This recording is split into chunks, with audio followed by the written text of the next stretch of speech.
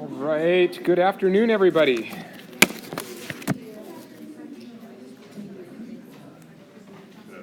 Okay. Good afternoon. Welcome back. Today we tackle some mitosis, meiosis-related leftover agenda, and then we're going to get on to alleles. So the whole point here is we need to be able to, as geneticists, track chromosomes as they move through the cell cycle and then in between organisms eventually. So that's what alleles is all about, is how we discuss different versions of DNA. Question? Yes. Please. I had a question in regards to the video of the haplotype and phenotype. Okay. So what exactly is a haplotype? That's what we're here to figure out. Okay. Yep. So that's the perfect question to ask at this point. What's a haplotype versus a genotype? That's an important distinction because that's terminology we're going to use a lot. But first, chromosome, chromatid, you might recall from last class. Hard thing to do, but I was wrong. You were right. It's not about being right. No, it's not, but it's about being accurate. Yeah, like I said in the email, I just wanted the information to be accurate. Yep. So we're here to be accurate. And so I want to distinguish, because there's definitely going to be some confusion about chromosomes versus chromatids and so forth. This is really important. So here's a practice exercise. The very first thing to do. It's not on Blackboard, or it's not on Grade Center, it's not on Google Classroom, it's just here in the slides. This entire thing is an exercise that I'd like everybody to work on. The goal here, not right now though, we're going to do one thing in class, and that's what it says here. Label what these blue lines are indicating. So there are double helices I've drawn up here inside a cell. I say that that's a metaphase. So all I want to know is, and what we're here to figure out primarily, is what do we refer to those three groups of DNA as? Then after class, I'm going to post the full key to this entire exercise. But that's our main goal right now, is just the vocabulary. What are those objects? So take a couple minutes. Work with a friend if you want. That's totally fine. I just want to know what everybody calls those things. So 2 minutes, we're going to come back together. This block here refers to those two red double helices. What do we call that? This bottom part is what do we call the red and the blue version of the same chromosome. And then this little bracket here is just referring to one double helix. What do we call it? Okay? So 2 minutes, and we'll come back together.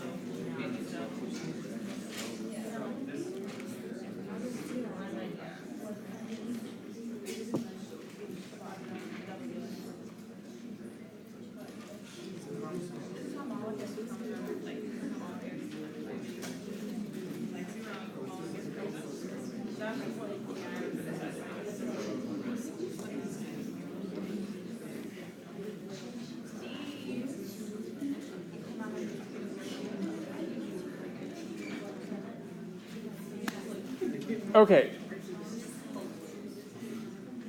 I hear good progress being made. That was 2 minutes. I know it's fast, but I hear terminology being used. I want to know if we're doing it effectively.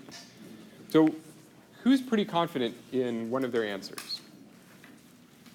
Let's number these lines 1, 2, and 3.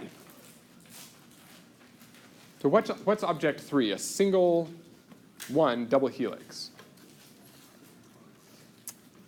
At metaphase, we call this a sister chromatid.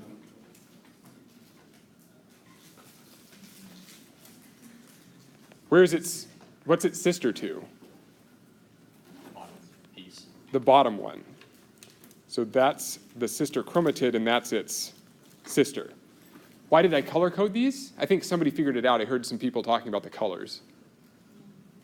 The different colors represent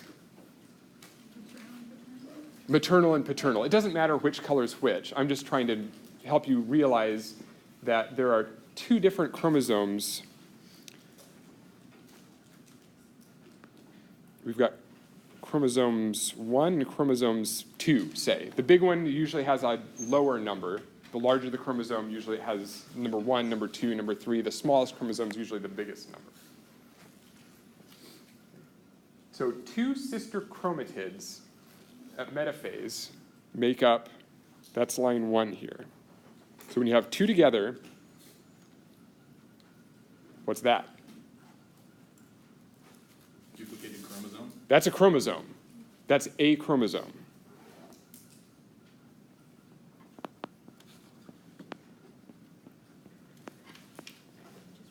That's just those two red double helices. So the two copies of, say, you decide if you want red to refer to dad's version of the chromosome and blue for mom or vice versa. Those two replicated double helices next to each other at metaphase we refer to as a chromosome.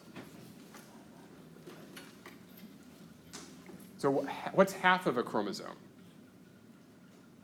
Chromatid. Chromatid, what we started with.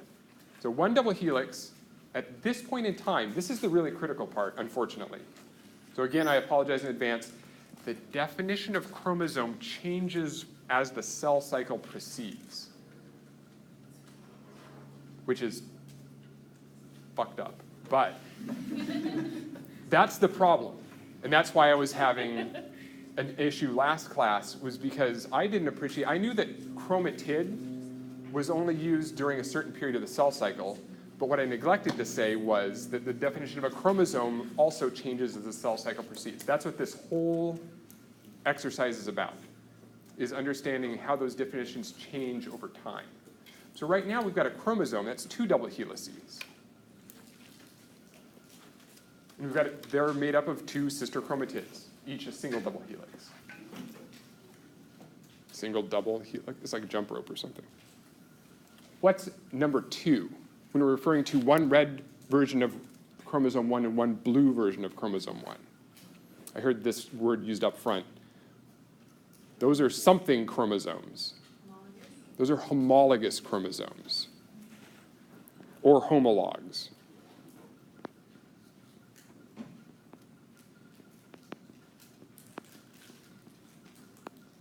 That is, they're both chromosome 1. It's just the red version of chromosome 1, say dad's, the paternal version, and the blue version, mom's. They're both chromosome 1, but they're from different sources. They're from two different parents. Those are the homologs, homologous chromosomes. So if they're from different parents, how can we homologous if they're like to have the exact same DNA genes and all of that if they're from different parents? Right. So they are from different parents. They have almost the same DNA sequence. So the reason that we can color code them like this is because if we zoom in and we actually look at the DNA sequences, we see, yeah, chromosome 1 from mom and chromosome 1 that came from our dad have the same genes on them. And they're in the same order along the chromosome. But there are still those 1 in 1,000 on average nucleotide differences. That means that if we look at the sequences of those chromosomes, we can tell them apart. And that's how we can figure out that they're red and blue. If they were exactly identical in sequence, if the homologs were exactly identical in sequence, there would be no color difference. They would be identical. There'd be no way to tell them apart. We would say they were both red. Red from mom, red from dad. And that's a great lead into the concept of alleles, which is today's topic, which is that there are two different versions of chromosome 1 and two different versions of chromosome 2 up here. I've used color coding, but in reality, the way we distinguish them is we zoom in and we look at the sequences of those chromosomes, and we can tell them apart at the sequence level.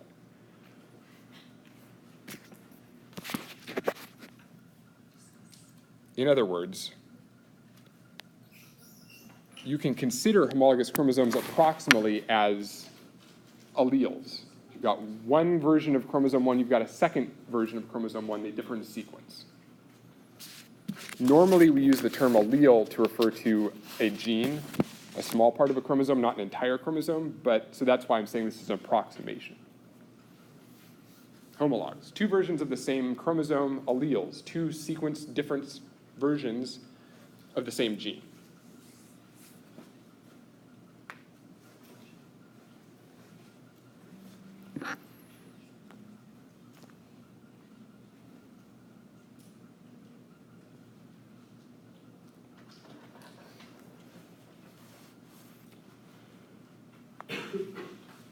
Any questions?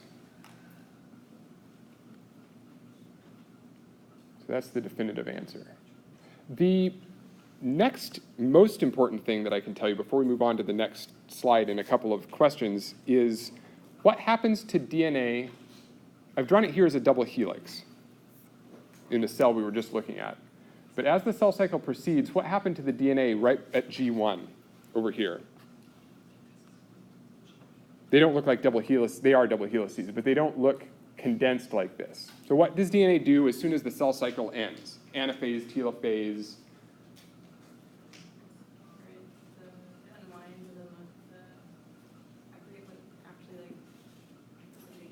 Yeah, the DNA basically, it doesn't unwind in that it's still a double helix. Oh, like this down, like it gets like really all come together. It decompresses, essentially. It expands.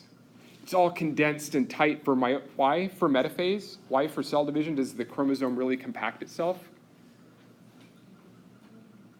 You gotta equally transfer. It has to do with the separation. Yeah, you have to make sure that one of each, the red chromosome ones, for example, goes into each of the daughter cells. If you try to pull apart chromosomes when they look like they do at G1, if the spindles grabbed onto those and pulled them to separate sides of the cell, what might happen to the DNA? It tangles up with other chromosomes and it breaks.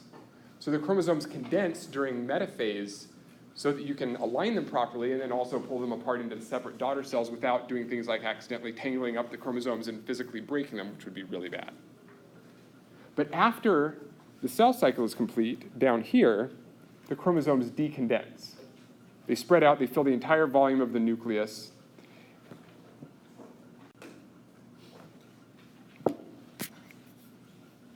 Which brings us to this one.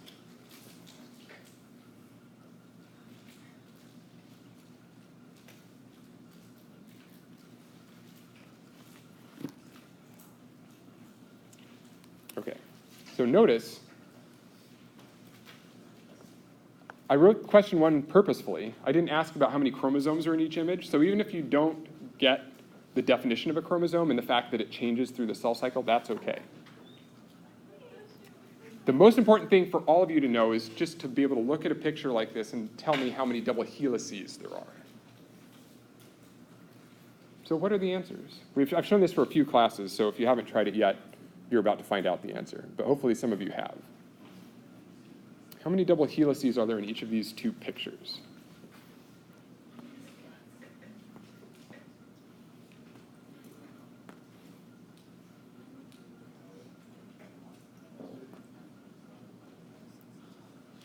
Well, what is this thing that I just drew the blue lines next to? What do we refer to that thing as? That's a chromosome. What part of the cell cycle is it in? Has to be metaphase. Why?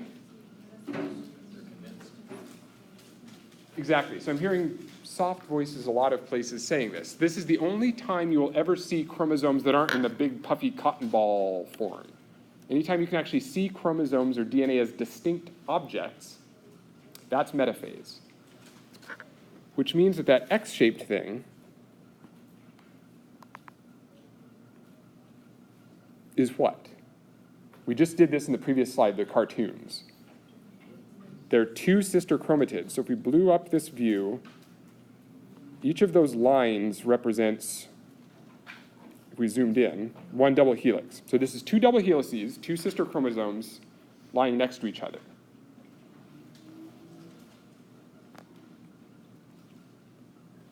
That X-shaped thing.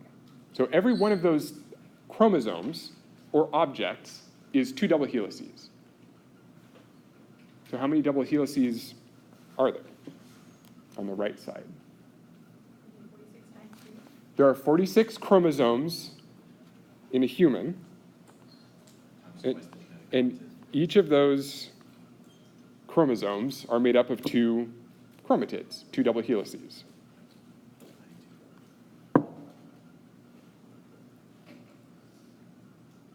Right, that's the important thing to know. How many double helices? So on the left side, it's just 46. But on the left side, wait, so yeah, on the left side, this is the trick question. I don't usually ask trick questions, but because this is, oh, I'm going to say something really stupid. Because this is so complicated and confusing, I decided to throw in the trick question to make the point. This is probably the only time I'll ever make something harder, but left side, what stage of the cell cycle is this? You see chromosomes as big puffy clouds or distinct objects? So it's metaphase. So both of those images are of metaphase chromosomes. So the goal here is to reconcile how do the chromosomes look like that on the right side and that on the left side? What's different about the 2 pictures? In the right side, we see X's and V's, and on the left side, we don't.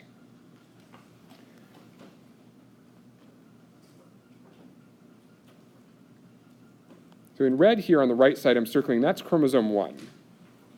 It's the largest metacentric chromosome we have, which is the only reason I can pick it out because I'm not a human cytogeneticist. Where's chromosome 1 on the left side?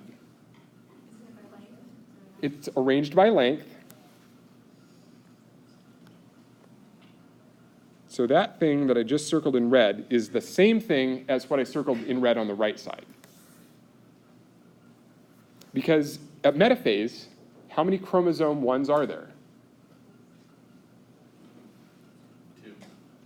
2. 1 from mom, 1 from mom and 1 from dad. So can somebody help me figure out which one might be the homologue of the one that's circled in red, chromosome 1 in red on the right? Where's its homologue in that picture on the right? Maybe right above it to the Is it, yeah, it could be thing. I don't know. this one?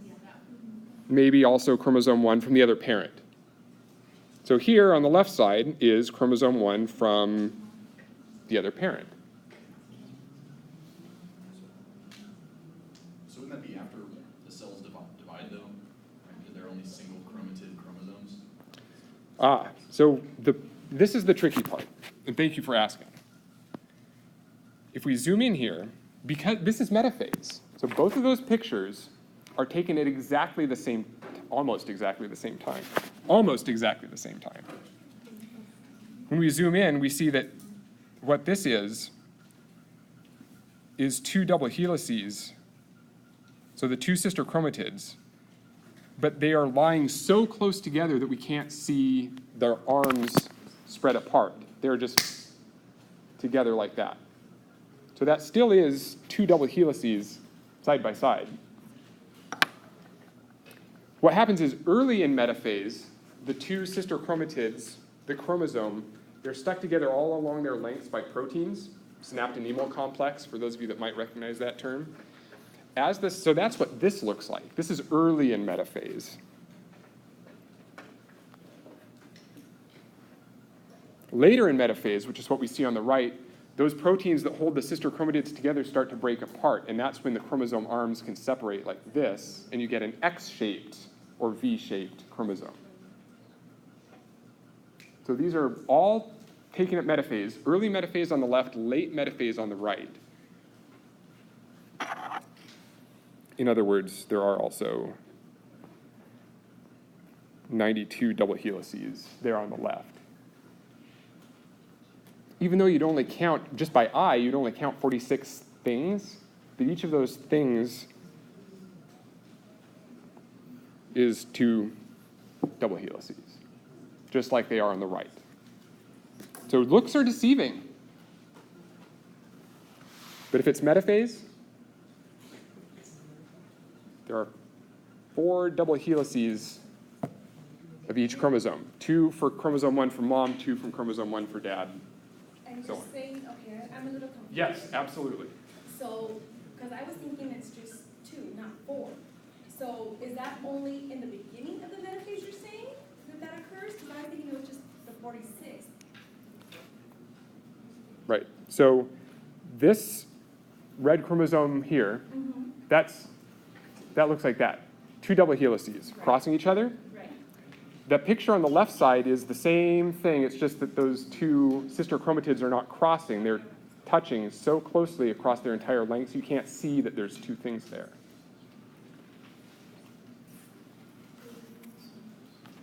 Why can't you see it?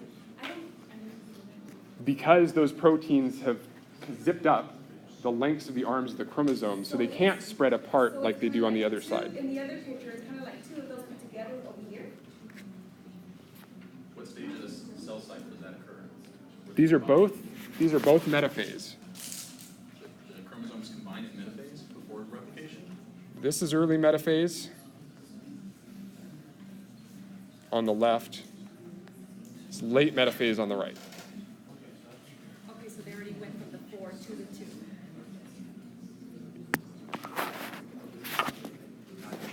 So where is the centromere in blue in that picture? Oh, sorry. So this is, hang on. Yeah, so that's this. Regardless of whether or not that object looks like a straight line like it does on the left, or if that object looks like an X or a V or something like that on the right, if it's metaphase, every object, every chromosome is 2 double helices. Take it to the bank. Cache it. So,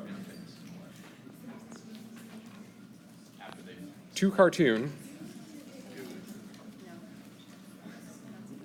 This is the camera lucida version of what was on the left.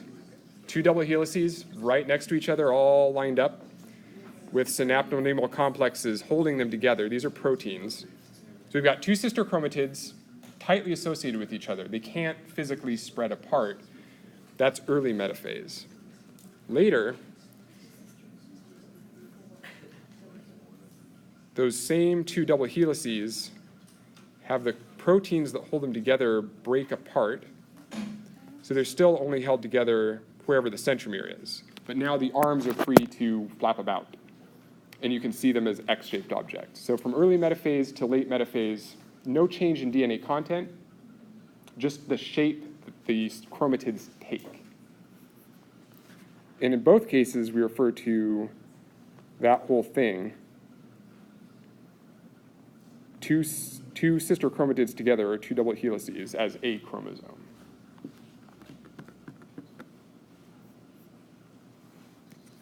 I have a question. Please, yeah. So the one on the left, how would you know it's metaphase because you zoomed in, but how would we be able to like distinguish that?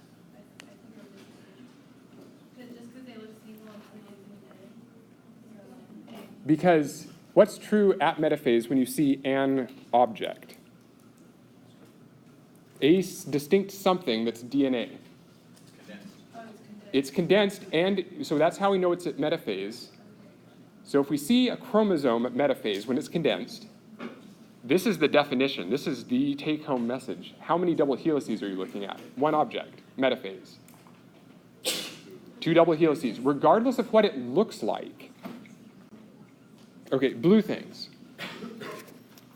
You're absolutely right. The blue things on the right here, after those cohesin molecules have, the synaptonemal complex, the cohesin molecules have broken down, they're left at the last part of metaphase at the centromere.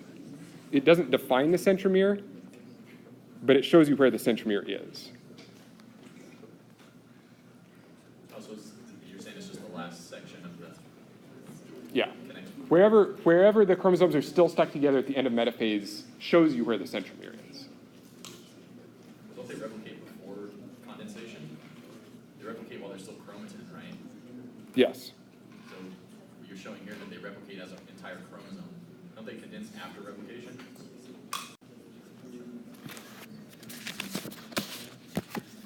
Let's chat afterwards. Okay. Okay.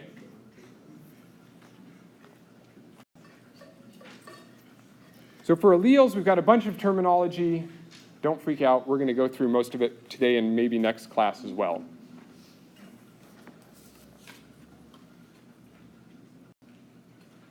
But I really, like I did last class, I really want to get to the case study first. Because this is where all the fun is. Well, if there's going to be fun, this is where it is. So here's the plan. I asked a bunch of questions. What's an allele frequency? What does the table show? What are the rows and the columns in this table that was in this manuscript? Short one, right? Pretty nice. Not much to read. So we're going to do a little exercise called a jigsaw. So hang on. Don't move. Don't do anything quite yet. Let's work through this. We're going to take 2 minutes, form groups of 3. At least 3. We need at least 3 people per group. Ideally, not more than that, but I can't break up your friendships sometimes. So at least 3. You need at least 3 people in your group. There are QR codes taped on pieces of paper on that wall and up here and on the table right here, which is why I asked you to bring a QR scanner. It's on the syllabus, but you should have one on your device. So you're going to have one group member. That's why 3 is the ideal number, because there are 3 different QR codes. Each of these is a link to a video. You are going to become an expert on whatever that video shows. They're short, 2-3 minute videos on some aspect related to this case study. Okay. So you're going to become the expert. Take about 5 minutes to watch the videos. You can feel free to go outside if you want, because it might get noisy in here with everybody watching the videos. These videos are also captioned, by the way, so you don't have to have audio. You can read the captions if you want.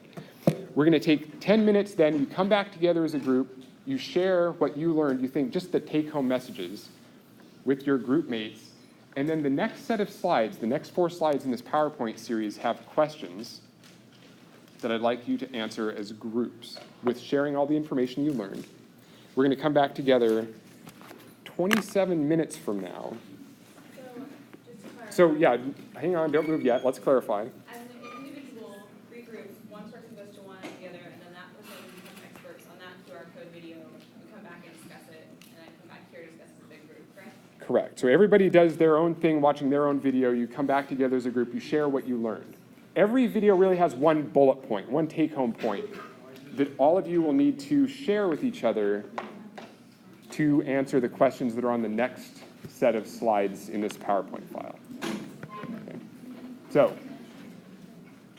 we're going to come back together at 2:55. Come ask me questions if you have questions.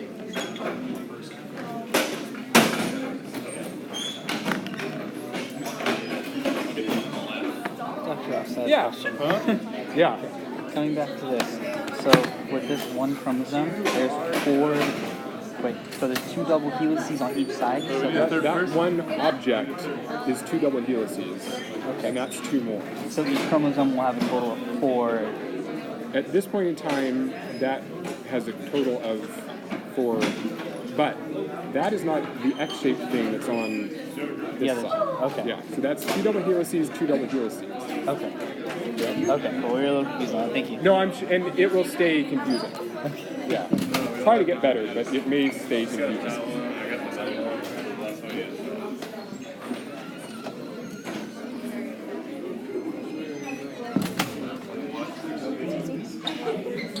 Okay, and then I know that. She's gonna be the first group. One of the previous slides, How do you know if you have the right one or where they had the 2 pictures left and right. So anaphase is So if there are 72 of us, and we find one individual that has an AT3 and everybody else has AT4, what's the allele frequency? 1 in 72. But we presented these, or the authors presented these as decimals, right? Same thing, right? Divide 1 by 72 on your calculator, that gives you the frequency. So you can convert from decimals to fractions and back and forth. Because these are frequencies, what is each column total? 1. Every column should total 1, because if there are 72 of us, then I should account for all 100% of you, somewhere in the number of repeats you have in your gene. So frequencies should always add up to 1. They don't necessarily in the screenshots that I took. That's because I took screenshots of parts of the tables, not the whole thing. Any questions about that? Yeah. So I misunderstood the last question, but I mean, I get it now. Yeah. But I thought it was asking how many columns are portrayed in this image. So would it be 15 columns? Oh, in the, how many columns were there for satellite table? Those 15. Yeah, there's about 15. Now, a good question that I didn't ask, but I touched on when I talked to some of you in small groups is, where are, well, that previous slide showed where these loci are located in the genome. So in general, there's an STR or a microsatellite or a gene, if you want to call it that, it's not a gene, a locus, at multiple spots on multiple chromosomes. The thing that I didn't specifically point out is that after these Ds, there's a number. For the ones on the 2/3 of the loci on the right, there's a D and then a number and then an S and then another number. The number between the D and the S is the chromosome number. So we've got one from chromosome 3. Next to it, we've got a D5S, so that one's located on chromosome 5, 7, 9, 13, 16, 18, 21. I don't know what D20, or that's D2. It's chromosome 2, chromosome 19. So these are spread out across the genome, different loci on different chromosomes. So now that we're here, I just described to you kind of what these authors did, although did you see in the header, what's the header on that table? Read me the header, the top line on that table screenshot. So table 3, what's that next part? US Hispanic allele frequencies. And if you looked at this manuscript, you saw that there were other tables in it.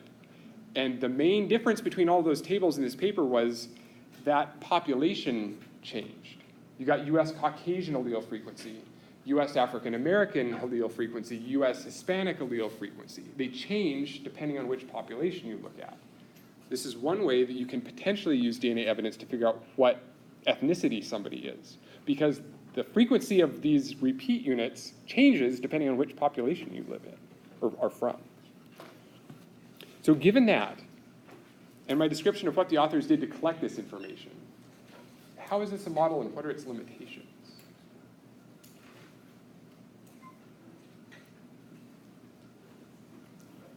Any thoughts? What does this table let us do? Go ahead. Not all columns add up to 1, is that considered a limitation? So it would be a limitation if not all the columns added up to 1. Again, that might be because there were other rows that I didn't capture in the screenshot, but it may be that there were cases where they lost data so they don't quite add up to 1. They should, but that would be a limitation, absolutely. Yep. All these should ideally add up to 1. What if there's like certain mutations that aren't shown? Because there's like a specific one that has a column that has none whatsoever. Ah, right, so D2, D21, S11. S11, yes.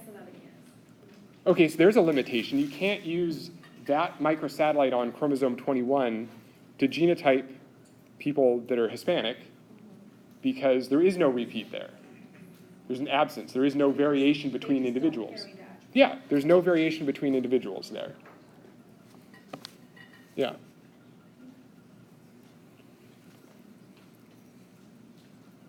Okay, I'll ask one directing. Oh, please, please. What about if the sample itself, like would you know that they're 100% Hispanic? Beautiful. Did everybody hear that? What about the sample that you take when you collect these data in the first place? What do you know about the people you collected DNA from? Do you know that they're accurately reporting their ancestry? And more than that even, so this might be called the US Hispanic allele frequency table, but Hispanic is self-identified probably in the people that donated their samples. Could be some margin for error there. More than that, you might want to know how many people, this is the N at the top there, N equals 140, they had 140 different people give them DNA samples. Is that a big sample or a small sample? It was pretty small. It's like twice the total enrollment of our class, representing an entire demographic group. So are these data accurate? Are they representative of all so you see, we, again, degrade into talking about definitions and labels, which is always problematic. So those are some key limitations of model. Okay, now let's get into the actual application. So let's talk about, well, how likely is it that you find somebody, one individual, who combined has allele 10 at CSF1, P0, and the other two? How do you figure that out?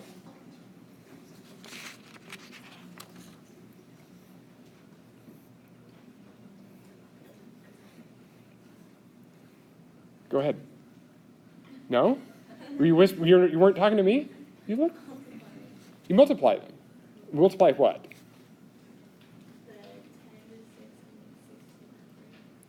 Okay, so CSF1 P0 is the first column. So we're looking for the frequency of allele 10. And then we get TOPX allele 6. Right? These are on different chromosomes. Hopefully this came across during your conversations with each other. You can only multiply these frequencies together when you're talking about markers on different chromosomes. And then VWA allele 16. So if you multiply those three numbers, what do you get? Besides the answer, which is the frequency with which one individual might have that combination of different microsatellite sizes of those three different genes, loci.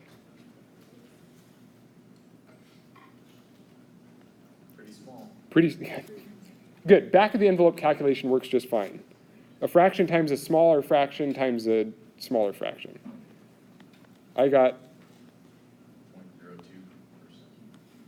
yeah, so that's 0.02% of anybody you look at. 0.02% of individuals should have that combination because each of those, get it? Each of those repeats are so rare in the population that the chance of finding one person with one repeat here, say at CSF1P0, a quarter of the people in the Hispanic population you would probably find with that. But then what's the probability that you find somebody with 6 repeats at TPOX? It's tiny. So you've got a small amount and then a smaller chance yet and then another small chance. The more loci you look at, what happens? I mean, the smaller the likelihood gets, the smaller the chance that by chance you find somebody that has that unique combination of microsatellites, which is why this works for DNA fingerprinting. That's why the FBI uses this process to figure out, does the DNA sample at the crime scene match the suspect's DNA we just collected from them? Because if you only look at one locus, if I said, I was going to court and I said, sir, we collected your DNA and you had CSF1P0 allele 10. So did the DNA that we found at the crime scene. Therefore, you're guilty. The defense lawyer should say what? There's a 23% chance. There's a 1 in 4 people in this population, 23%, have that allele size. You might have just like randomly chosen my defendant off the street and found that there was a match, right? 1 in 4 chance. But if you do genotyping at all of these loci and you multiply all those independent frequencies together, then you wind up getting, there's a probability, just at 3 markers we're looking at now, that there's a 0.02% of the population will have that combination of alleles.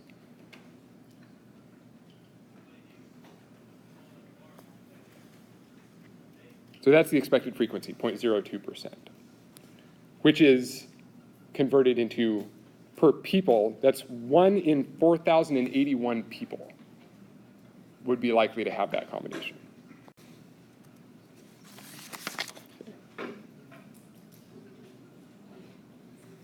So what's the least likely? Let's flip that upside down. What's the least likely combination of TH1 and D5S818?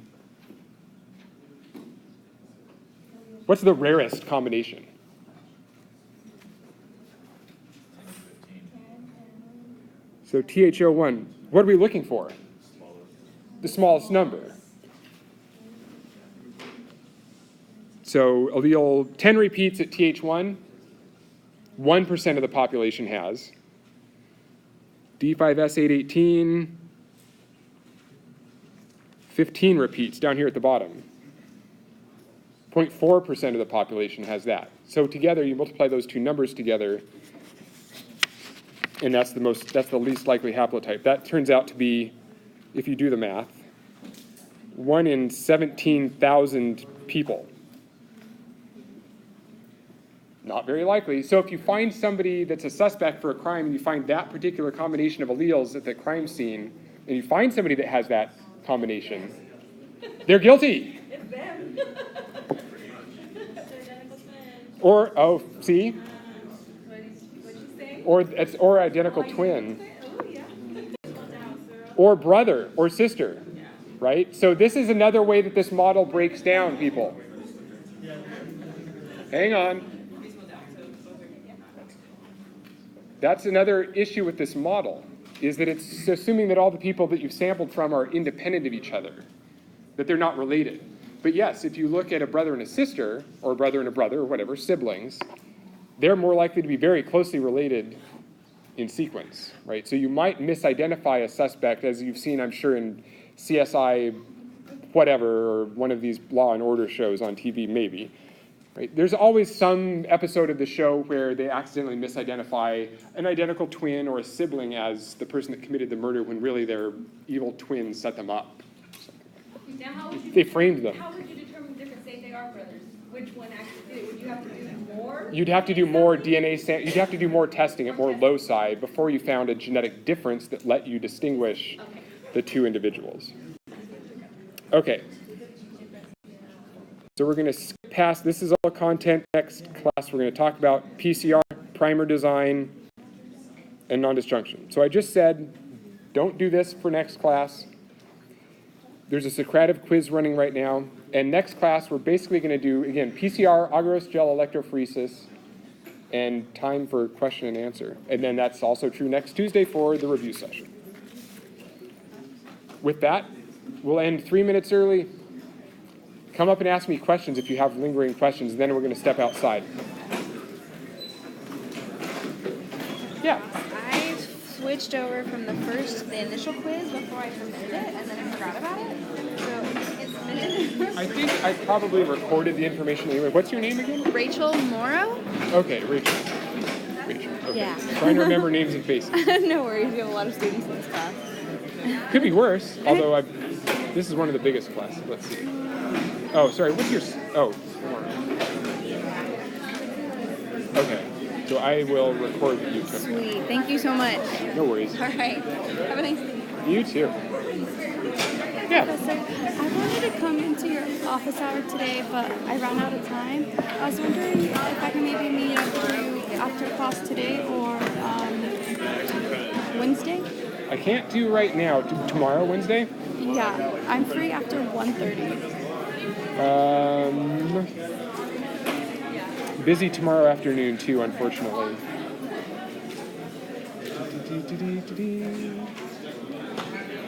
Any other times this week that work? When are you available? Thursday? Thursday, I've got 9 o'clock, 10 o'clock. Well, 9:30 to 10:30, noon. I could do that, 9:30 to 10:30. 9:30? I'll put you down for 9:30. Okay, thank Cool. you. How do you pronounce your name? Jihad. Jihad, okay. Thank Wasn't you. sure if it was G or G, so fantastic. See you then. Yes. Socrative problem is fixed yet, or no? Probably not. What's your last name again? I just want to search. UNG. Right. Oh, see, now it recorded you today Okay. for the entry quiz. So Oh. you're there now. I emailed them. They did email back and said, send us more information and we'll get into it. So okay. we're still working on it, but somehow it worked for you for today. Okay, cool. So Yeah. there's an entry quiz and there's also another quiz to take There's one at the end. It's not a quiz. It's one question. It's what's your biggest worry about this class at this point in the semester? I'm just trying to collect some feedback so I can address Socrative also. Socrative. Yeah, it's right. I'll keep it open until tonight or tomorrow morning. Yeah. Oh, But it's not scored. I just want feedback. And the surveys, when is the latest? Yeah, Are you absolutely. accepting those still till Yeah. like Monday? Yeah, All of them? yeah. Awesome. Go for it. I appreciate it.